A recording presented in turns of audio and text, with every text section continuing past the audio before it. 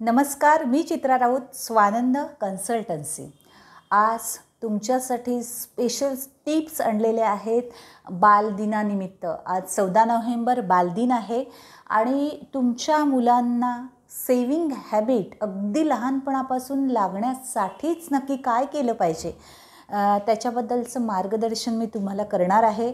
आणि अगदी या छोट्या छोट्या टिप्स जर तुम्ही मुलांच्या बाबतीत जर नेहमीच काटेकोर पद्धतीने यूज करत राहिलात आणि या गोष्टींचा तुम्ही जेव्हा ॲप्लिकेशन कराल तेव्हा तुम्हाला लक्षात येईल की या छोट्या छोट्या गोष्टी पण किती उपयोगी आहेत. पहिली गोष्ट म्हणजे तुम्ही मुलांना अभ्यास जो आहे त्याच्या व्यतिरिक्त पण काही जनरल नॉलेजच्या गोष्टी आहेत त्या तुम्ही वाचायला द्या आणि त्यांच्यासमोर बसा. छोट्या छोट्या टिप्स त्यांना देत राहा मधनं व्यवहार ज्ञानासंदर्भात.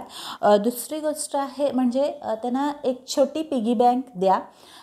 त्याच्यामध्ये थोडे थोडे पैसे देत जा आणि तो थोडे पैसे साठवण्याचा जो आनंद आहे तो त्यांना घेऊ द्या. म्हणजे त्यांना पेशन्स आणि सेविंग यांचं महत्त्व कळेल. त्याचबरोबर एखाद्या अनाथाश्रमाला भेट द्यायला घेऊन जा वर्षातून एकदा तरी. त्याने काय होईल, त्यांना हे जे सगळं मिळतं आहे, जेव्हा एखादी गोष्ट ते मागतात तेव्हा लगेच नाही पण कालानंतराने आपण त्यांना घेऊन देत असतो. तर अनाथाश्रमातल्या अनाथ मुलांना ह्या गोष्टी मागूनसुद्धा कधीच मिळणार नाही आहेत हे त्यांना माहीत असतं.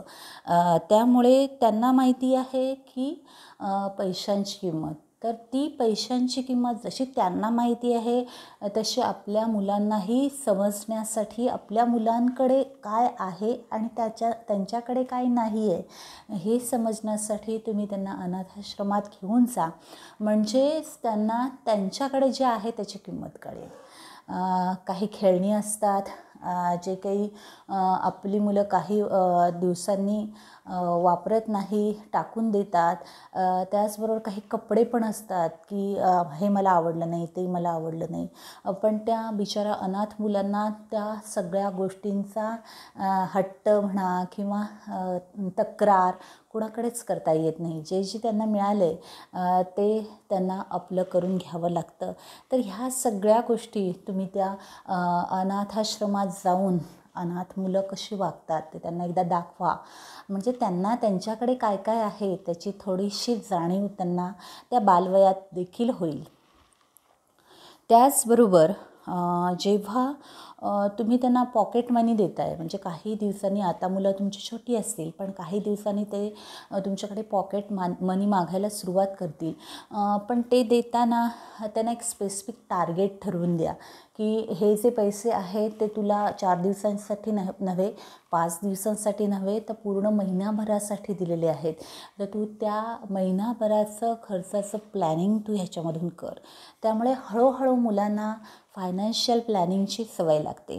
त्याचबरोबर जेव्हा आपण मुलांना आपल्याबरोबर साठी घेऊन जातो तेव्हा त्याचं संपूर्ण प्लॅनिंग आपण जसं करतो तसं जेव्हा एखादं स्पेसिफिक प्लॅनिंग होईल, छोट्या ट्रिपचं का होईना, 2 दिवसाच्या ट्रिपचं काय होईना, जो काही खर्च येतो आहे, आपण जेव्हा बाहेर जातो तर ट्रॅव्हलिंगचा खर्च येतो.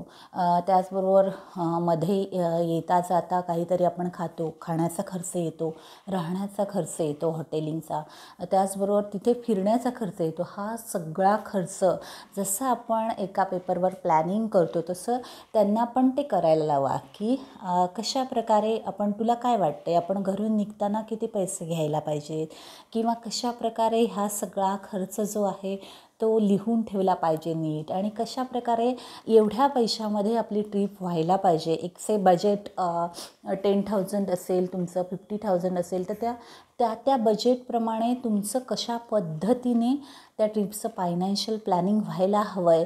तर जे तुम्हाला वाटतं आहे, जे तुम्ही त्या वहीवर उतरवलेलं आहे तेच तुम्ही त्या प्लॅनिंगची चर्चा मुलांबरोबर नक्की करा. त्यामुळे काय होतं, थोड्या विषयामध्ये जर त्यांना नॉलेज झालं तर हळूहळू त्यांची त्या विषयाची ओढ वाढते.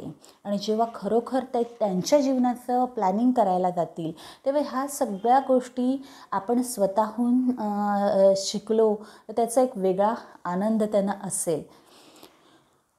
त्याचबरोबर अशा प्रकारे आपण जे काही प्लॅनिंग मॅनेजमेंटचे त्यांना धडे देतो आहे त्याचबरोबर त्यांना जे काही आपण बाजारहाट करतो किंवा मार्केट प्लेसमध्ये जातो तेव्हाही त्यांना त्यांच्या खर्चाचं प्लॅनिंग करायला सांगायचं आहे की एवढ्याची भाजी घ्यायची आहे, एवढ्याचं कडधान्य घ्यायचं आहे. तर अशा प्रकारे आपण जे प्लॅनिंग करतो ते त्यांच्यासमोर बोलून दाखवा.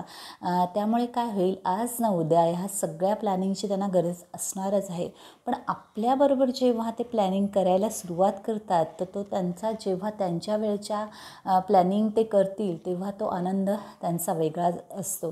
त्यामुळे अशा छोट्या छोट्या गोष्टी तुम्ही तुमच्या मुलांबरोबर सतत बोलत राहा आणि त्यांच्याबरोबर शेअर करत राहा. तर आणि ह्या सगळ्या ज्या गोष्टींचा आनंद आहे तो त्यांच्याबरोबर द्विगुणित करत राहा, त्यांना नकळत शिकवत राहा. So a very happy children's day to you all. Thank you so much once again. Chitra Raut, Swanand consultancy.